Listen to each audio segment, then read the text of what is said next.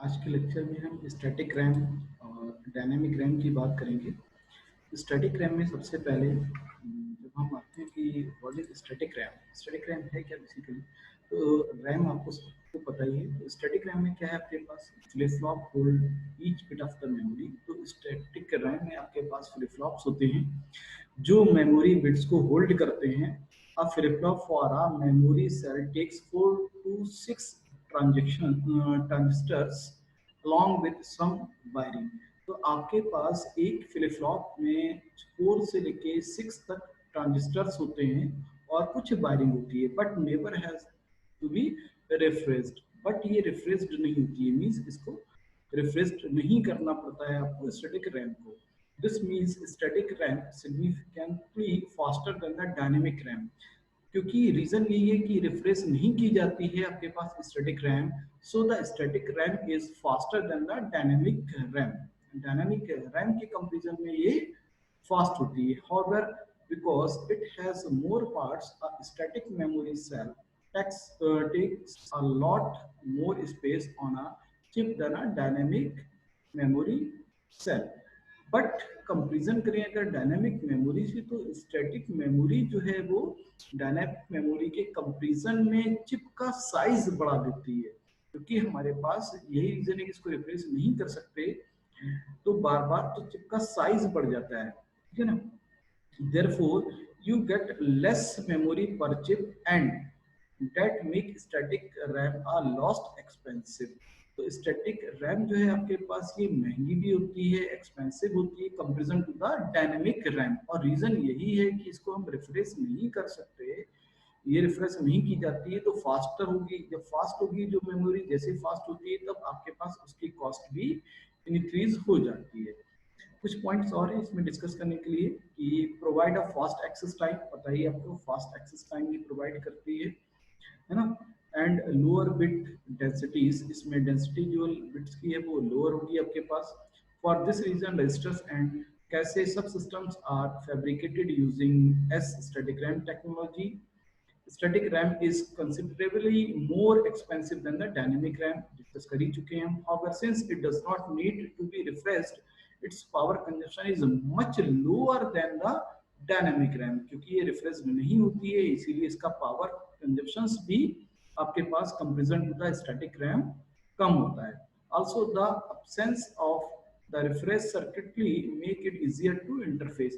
इसमें रिफ्रेश करने का सर्किट नहीं होता है, इसलिए आपके पास इंटरफेस भी इसका इजी होता है। तो आपके पास सिंप्लिसिटी है इसके मेमोरी सर्किट में, ठीक है। तो आपके पास ये कॉस्टली भी टेक्निक होती है, इसलिए तो जैसा आपके पास होगा तो ये कॉस्टली कहलाएगी, रिफ्रेश नहीं होती है। ये इसका मेन पॉइंट था आपके पास।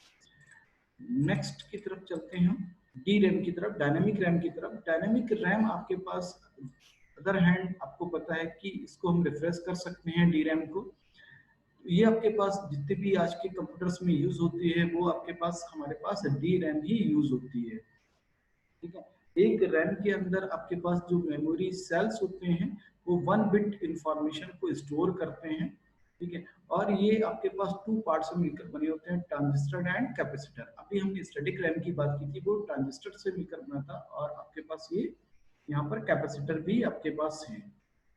Capacitor holds the bit of information 0 और 1। आपके पास कैपेसिटर, जो ये कैपेसिटर है यहाँ देख रहे हैं आपके, इसके पास इंफॉर्मेशन होगी जो होल्ड करेगी आपके पास। ट्रांजिस्टर जो है आपके पास, ये ट्रांजिस्टर जो है ये काम करेगा आपका स्विचिंग का, ऑन या ऑफ आपके पास होगा, ठीक है। Transistor act as the switch का काम करता है, जो सर्किट को पूरा कंट्रोल करता है यहाँ से। ये ट्रांजिस्टर है आपके पास। तो आपके पास जो कैपेसिटर है like a small bucket that is able to store the electrons. आपके पास इलेक्ट्रॉन्स स्टोर होते हैं कैपेसिटर में, आपने फिजिक्स में पढ़ा होगा। तो आपके पास ये उसी के टाइप से मेमोरी आपके पास बन जाती है, आप इसको रिफ्रेश भी कर सकते हैं, ठीक है। This refresh operation is where dynamic RAM gets its name. Dynamic RAM has to be dynamically refreshed all of the time, or it forget that what it is holding। जब भी रिफ्रेश करेंगे तो ये भूल जाती है कि ये क्या होल्ड कर रही है, मीन्स डेटा रिफ्रेश हो जाता है आपके पास। तो इसीलिए आपके पास कि टाइम टू टाइम इसको रिफ्रेश करना पड़ता है, ये रिफ्रेश होती है तो आपके पास ये स्लो मेमोरी है, मेमोरी स्लो होगी, बट इसकी cost comparison to the static RAM आपके पास लो होगी। मेन पॉइंट्स के में इसको डिस्कस कर लेते हैं। The bulk of the processor's main memory is comprised of dynamic RAM. तो main memory आपके पास क्या है, dynamic RAM है। In context to SRAM means static RAM, dynamic RAM use a single transistor and capacitor to store a bit. इसमें आपके पास single transistor and capacitor भी होता है। वहां पर आपको पता था 4 to 6 ट्रांजिस्टर्स होते थे एसडी रैम में आपके पास, इसीलिए वो कॉस्ट उसकी इंक्रीज हो जाती थी। DRAM require that the address applied to the device be asserted in a row address। Row address आपके पास जो है RAS रो एड्रेस लिखा है, एंड कॉलम एड्रेस आपके पास है CAS, इस कॉलम एंड रो एड्रेस के फॉर्म में ये स्टोर कर देती है। The requirement of row address और column address of course kills the access time, तो इसमें एक्सेस टाइम्स भी थोड़ा सा किल करती है, but is allow for higher memory density, but memory higher density को अलाउ करती है आपकी, ठीक है।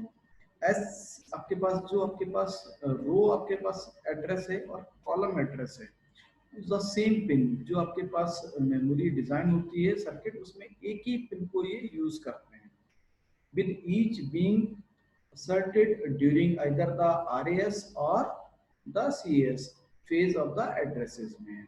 The two matrices used to describe DRAM performance के लिए दो आपके पास इसके matrices हैं। First, access time is defined as the time between assertion of RAS to availability of data। Second है cycle time is defined as the minimum time before our next access can be granted। तो cycle access time इसका निकालना है आपको और cycle time निकालना है, ठीक है। तो आपके पास रो एक्सेस में आपके पास जो डेटा की एबिलिटी है, डेटा को अवेलेबल हो जाता है, वो एक्सेस में जो टाइम लगेगा आपके पास वो एक्सेस टाइम कहलाएगा आपके पास।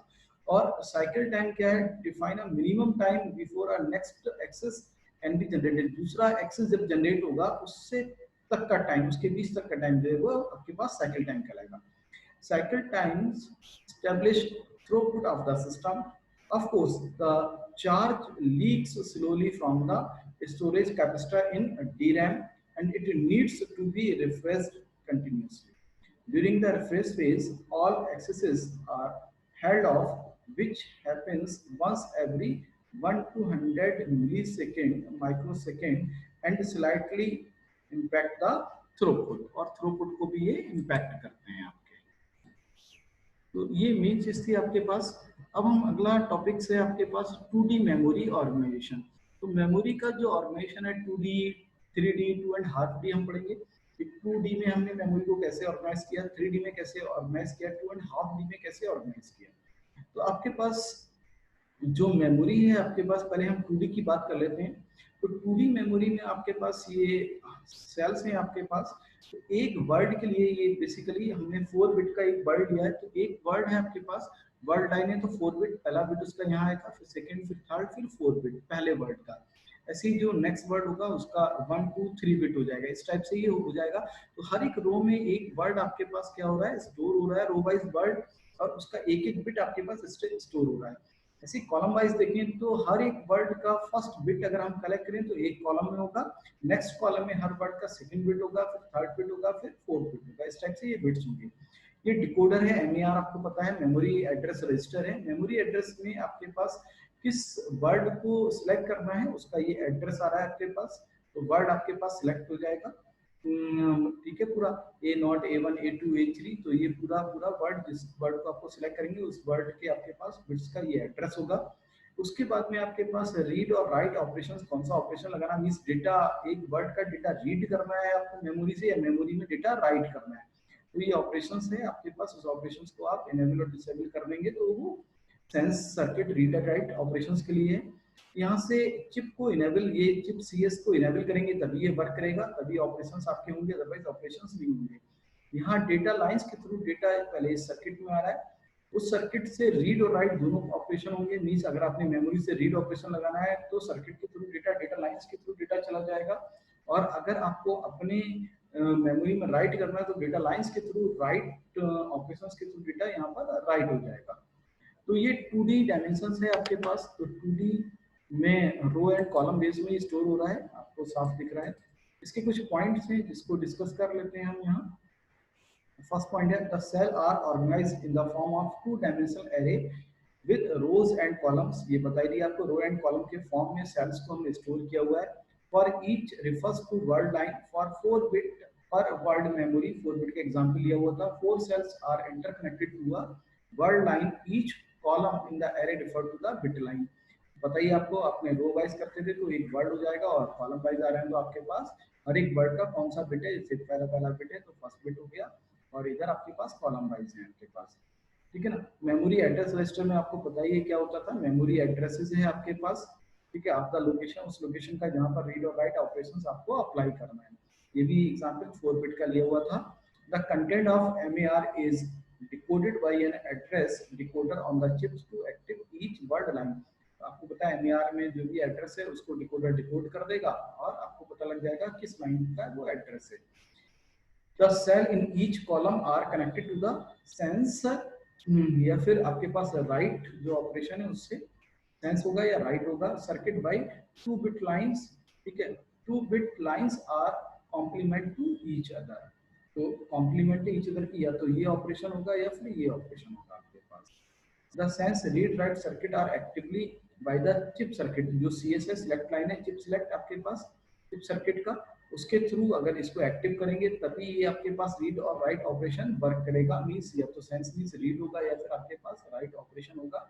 उसके लिए चिप सिलेक्ट करना कंपलसरी, इसको एक्टिव करना जरूरी है। अगर ये एक्टिव नहीं होगा तो आपके पास काम नहीं होगा। ठीक है। The sense and write circuit are connected to the data lines of the chip. और चिप से डेटा लाइंस के थ्रू वो सर्किट कनेक्टेड है आपके पास, ताकि डेटा लाइन से आप इसके थ्रू मेमोरी में डेटा आप सेंड कर सकें और मेमोरी से डेटा आप कलेक्ट कर सकें। During a read operation this circuit sense और read the information stored in the cells selected by a word line and transmit this information to the data lines. तो यही कहता है, जब आपके पास रीड ऑपरेशन होगा तो सेंस सर्किट के थ्रू आप डेटा को हर एक सेल से रीड कर लेंगे 2 डायमेंशंस में, और उसको डेटा लाइंस में ट्रांसफर कर देंगे।